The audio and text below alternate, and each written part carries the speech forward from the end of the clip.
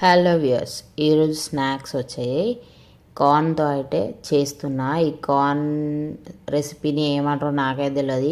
నేనైతే spicy corn అని చెప్పి నామకరణం అయితే చేసేసిన. సో ముందుగా స్టవ్ వెలిగించి కడాయి పెట్టుకొని అందులో ఆయిల్ అయితే వేసేసుకున్నా. అది బాగా వేడెక్కిన తర్వాత ఈ కార్న్ అయితే వేసేసిన.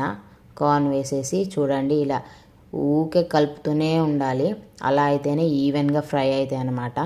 కలుపుతూ ఉండగా ఇలా బ్రౌనిష్ అయిన తర్వాత అందులో మన స్పైసీకి తగ్గట్టు కారం, అలాగే రుచికి సరిపడా ఉప్పు వేసుకొని బాగా మిక్స్ అయితే చేసుకోవాలి.